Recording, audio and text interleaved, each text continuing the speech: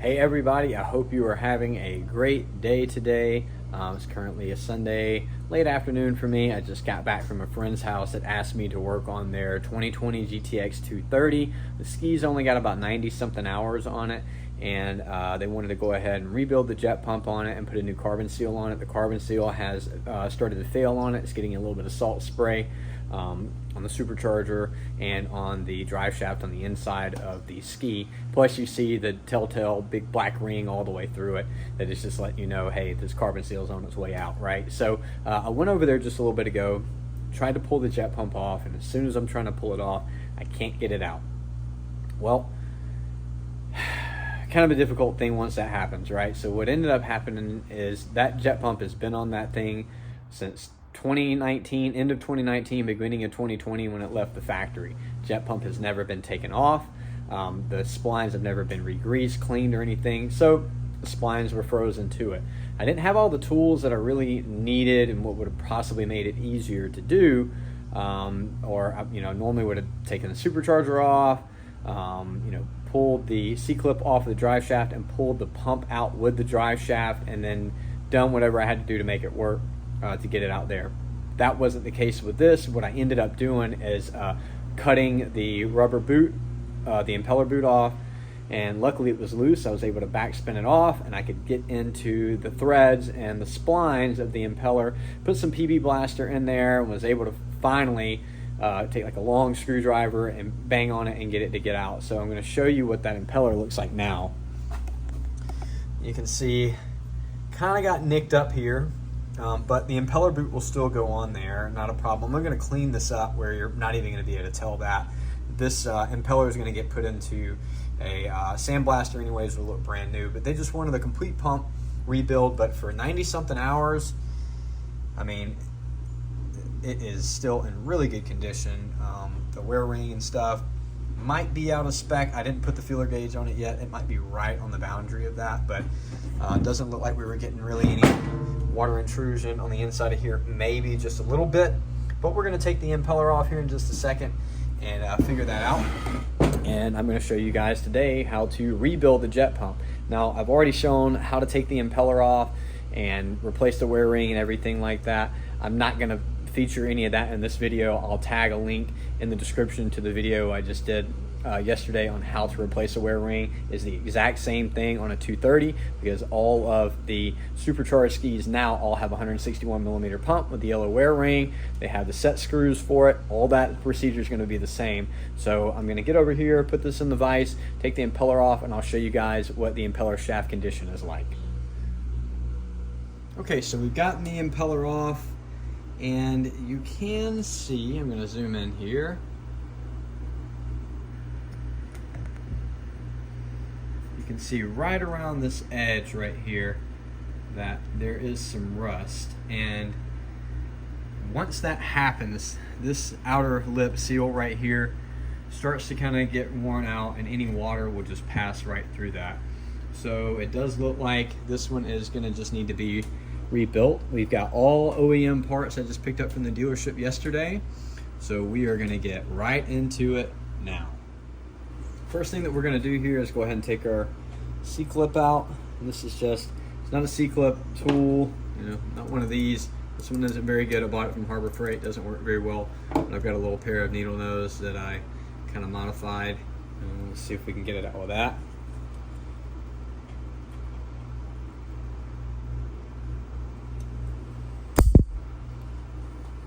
Okay, good to go. It was a little corroded. I put some PB blaster in there just to loosen it up a little bit. And we're going to go over to the hydraulic press and start pushing out all of the bearings and the shaft. Pump is all set up in our press, and we're going to be using our OEM impeller shaft tool here to press this out. It's going to go on the shaft like that. Start pumping out the press here. And this is just a little 12-ton hydraulic bottle jack, small little, I can't remember how many ton press this is from Harbor Freight. I think I paid like a little over $100 something for it, but for these kind of projects it works great. So we're just going to start pushing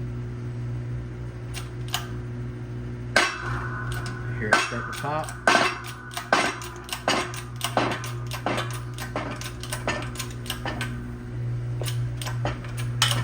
Hole underneath here.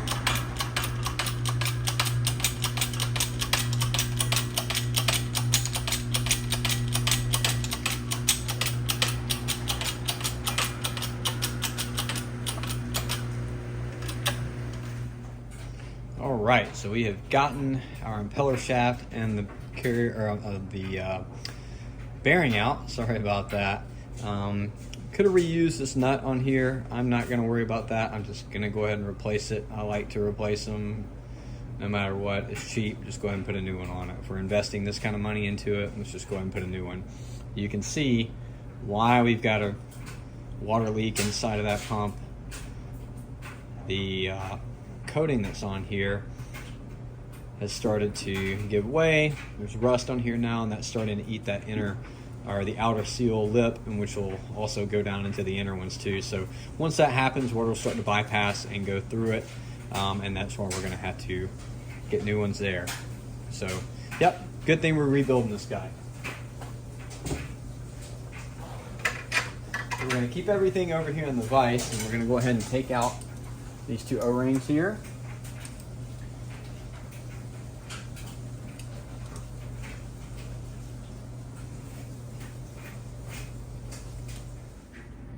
So we're going to go ahead and take a pick tool and just take out this top seal here. Throw that away. And we're going to flip this guy over. And we need to find an appropriate, it says appropriate tool in the service manual. So we're just going to use a 32mm socket. And we're going to push these seals out.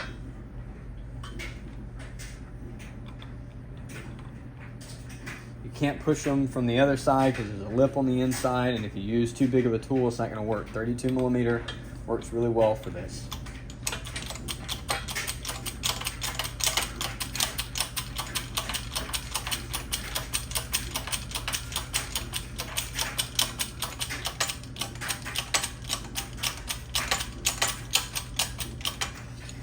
Put your hand underneath to catch them as they fall.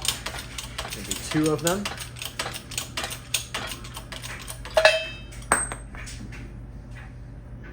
There you go, and you can see this was definitely leaking. We've got a lot of water and pump grease is mixed up there, so definitely needed to be replaced.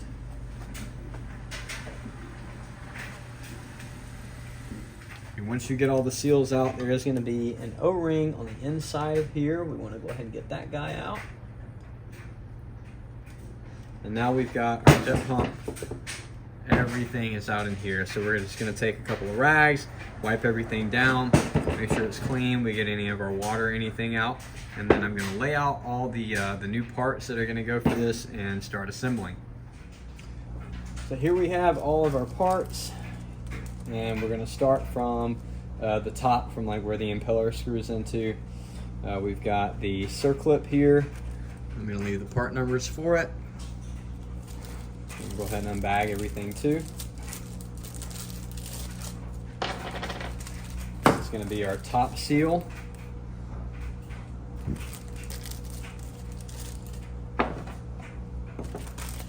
And our two double seals. Oop, I didn't get the part number on that one for you. There's going to be two of these.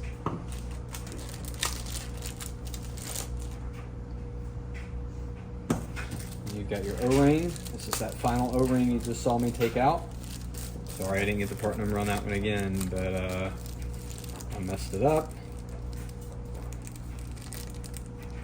You can kind of make that out. 293-300-090.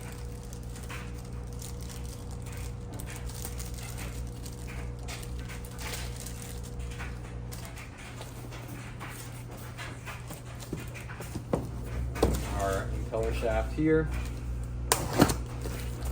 It's going to be part number there for it.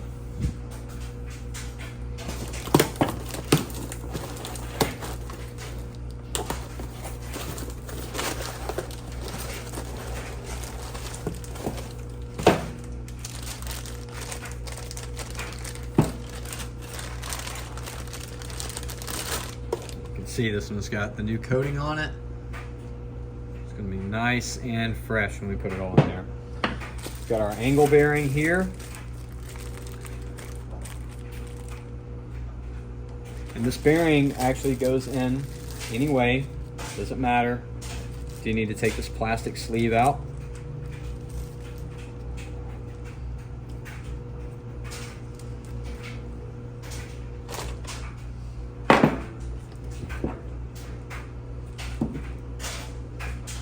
Got the 2 O-rings on the back for the impeller cone.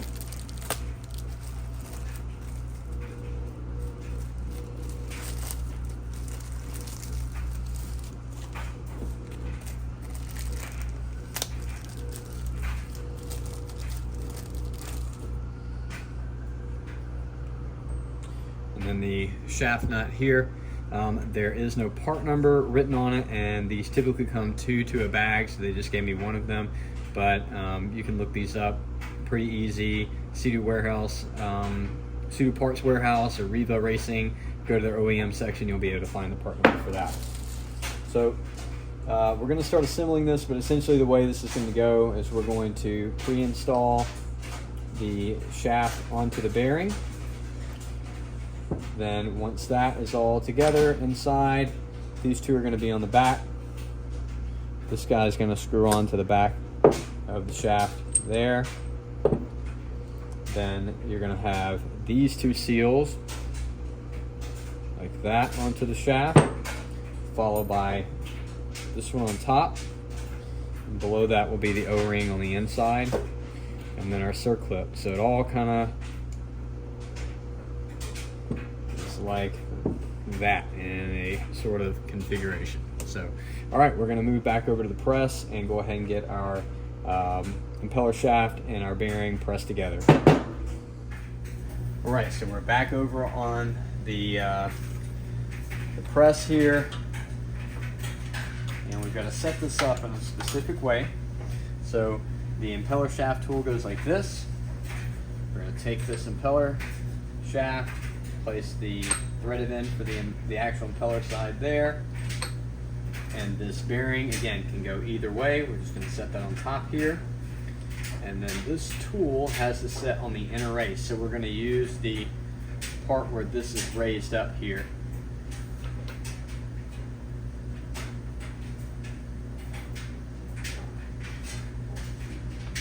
Try to get it as squared up as possible.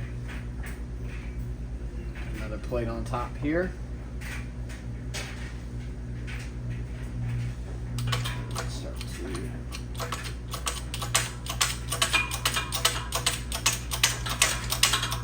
sometimes this can get a little bit fiddly. You just have to be really careful with it.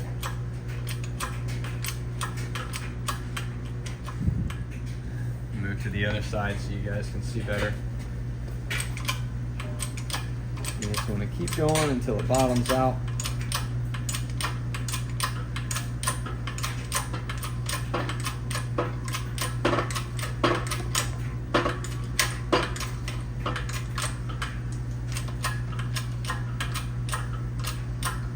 Just keep an eye on it once it bottoms out.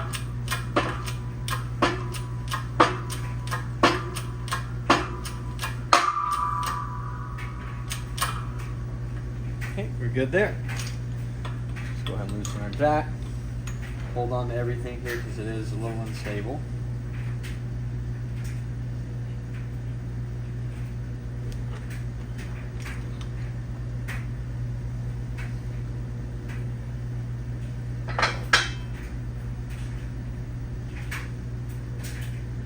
You can see here everything's pressed together. We're good to go. Now we'll grab the pump and go ahead and place it inside of it. Now it's time to put our bearing and impeller shaft in. The pump has got to be facing in this direction. The threaded side for the impeller can face down. Take our press tool here, and we're going to go with the one that has the recessed end on it, and that's going to go on the outer race of the bearing. And we'll probably have to stack a couple of things here just to go ahead and get it, place that gap down on it. Center everything up.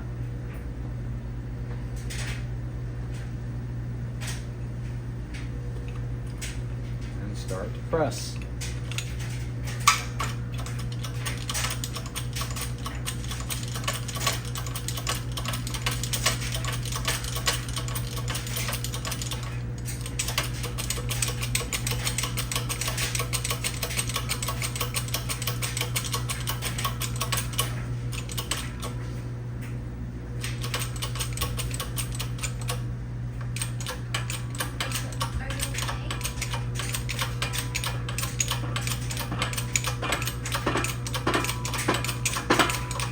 We're going to keep pressing until you hear it bottom out.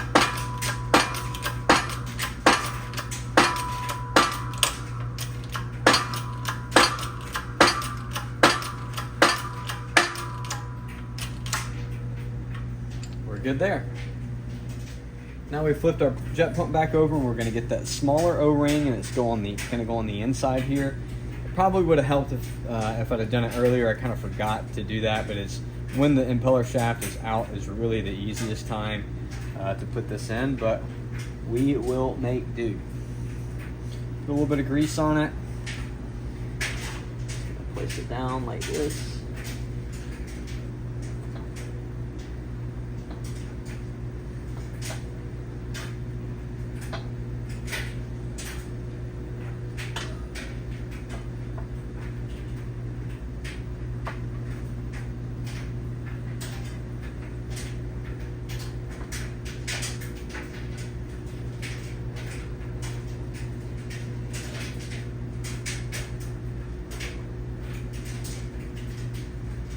Okay, once you get that O-ring seated, we're going to take a little bit of pump grease, place it on the inside here.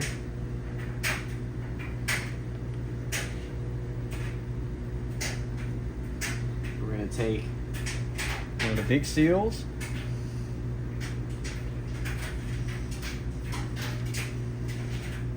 and a 32mm socket. You can see this basically fits right into the middle of that. Works out pretty perfect. Doesn't take a whole lot of tension to put these in, so just going to press that one down.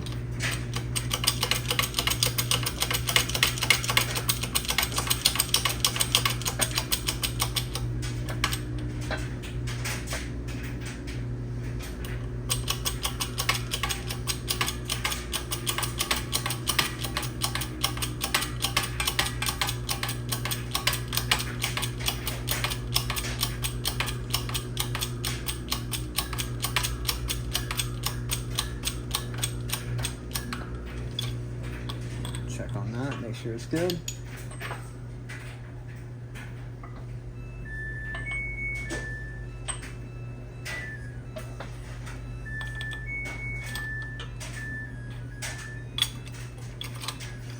One more time just to make everything, make sure everything's nice and settled.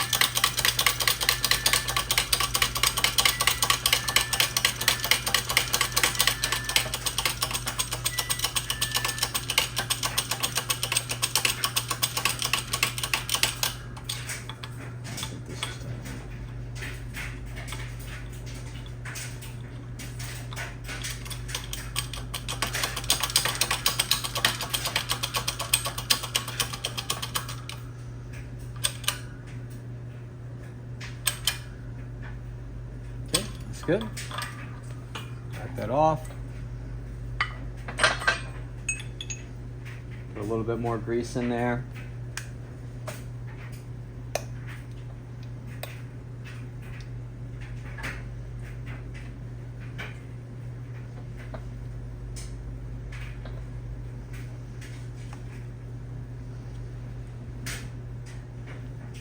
Place our other seal in. And repeat the same process.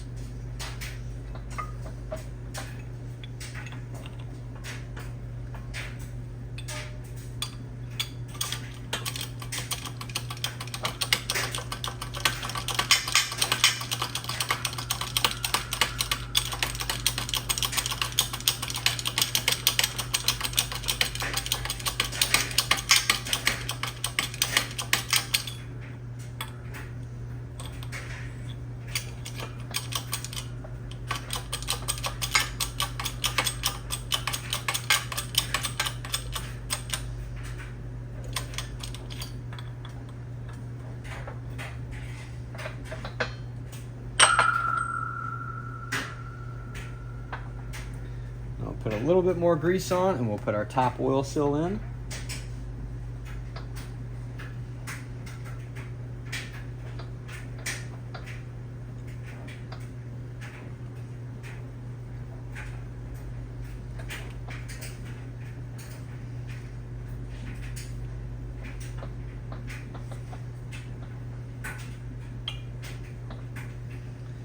Definitely don't want to go too tight with this one because it can bend pretty easy. And again, make sure we're nice and centered on it.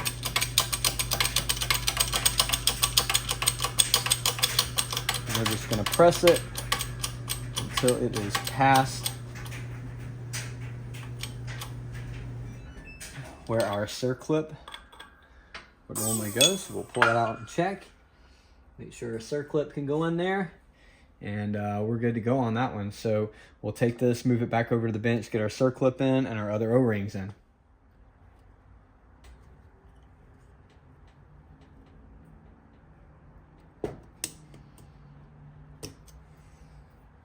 That's good. Flip it over. Get a little bit of grease here and put on our O-rings.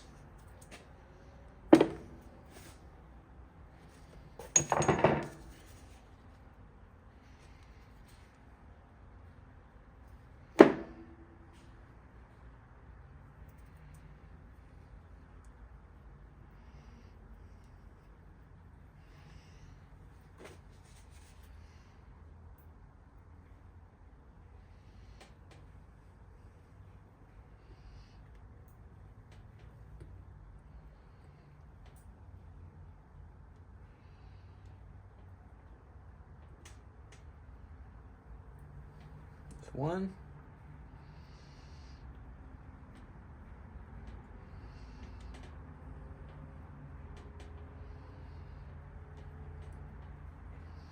And two.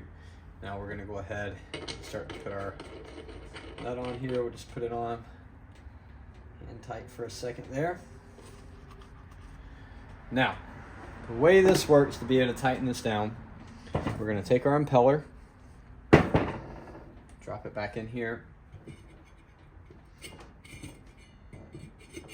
It's pretty surprising that 100 hours on this Stee, almost 100 hours, and the wearing tolerance is still basically perfect. So, now we're going to have to move back over to our vise.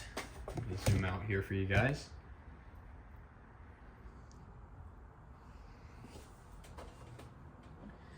Open our vise all the way up.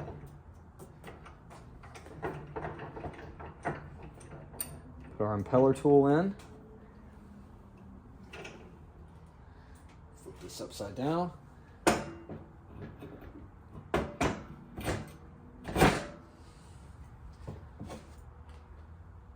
And this is I believe it is a 30 millimeter, but let me confirm that.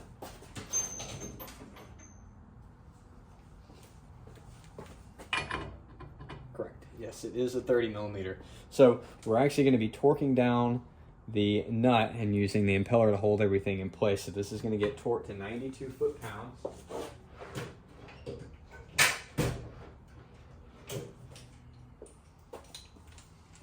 And again, this is stock specifications, 92 foot-pounds on that.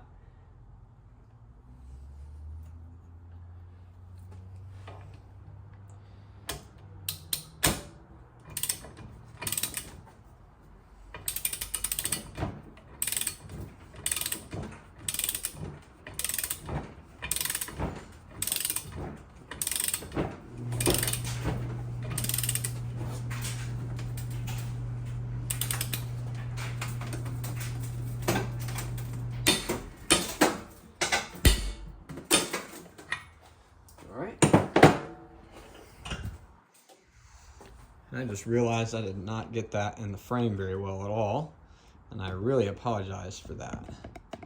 But as you guys saw, all I did,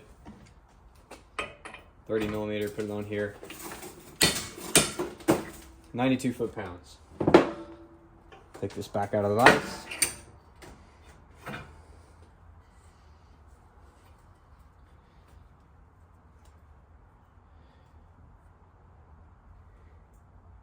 And if we were going to be keeping this impeller,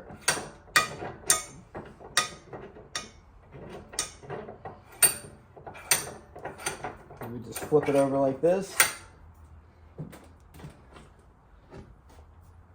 Then come back over here, torque this down, go 92 foot-pounds with that. But we are not going to be keeping that on there, so I'm just going to break it off.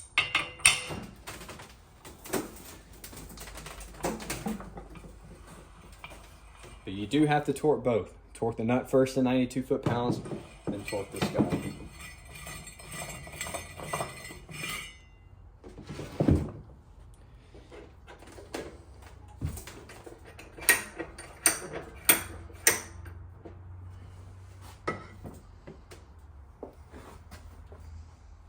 Now to finish off our rebuild here, I'm not going to do this right now because I still need to put the wear ring in and everything, so I'm just going to show you what you would do. You would just take your pump bearing grease, and I can actually just go ahead and put this in here. It's not going to hurt anything. You just fill it up.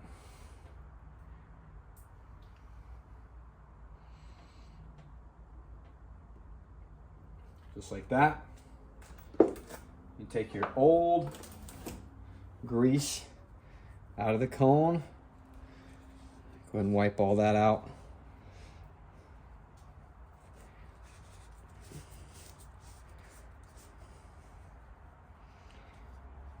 I like to use these red shop rags or like microfiber rags or something, and it typically cleans them out pretty good without a fuss.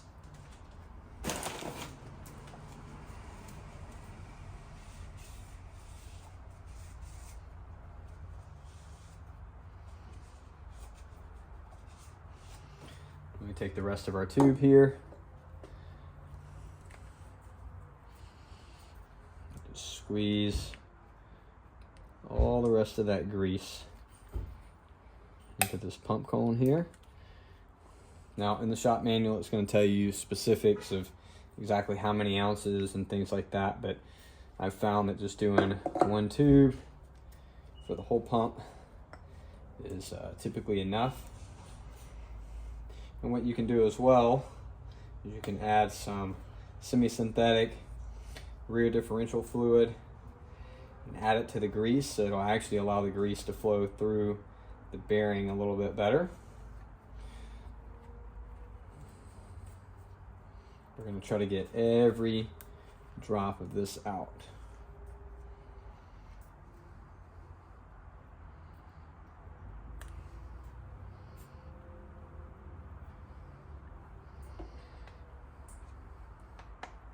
Now we have the rest of that in there.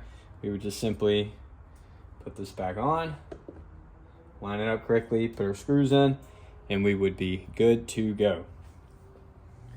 All right guys, so that's it with the rebuild on the jet pump. I still got to put the wearing in, and we're going to get a new impeller for that one because the other one, the splines on it were messed up from being so rusted.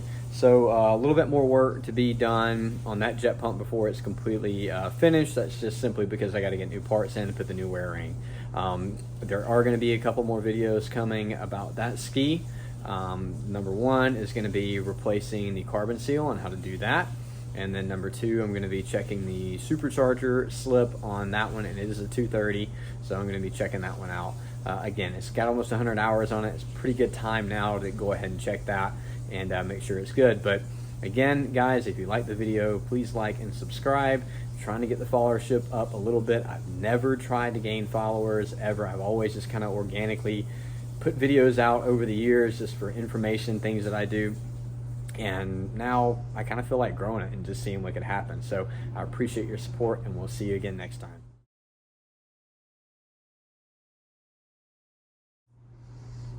All right, she's all done. Nice and tight, wearing's in, set screws are in.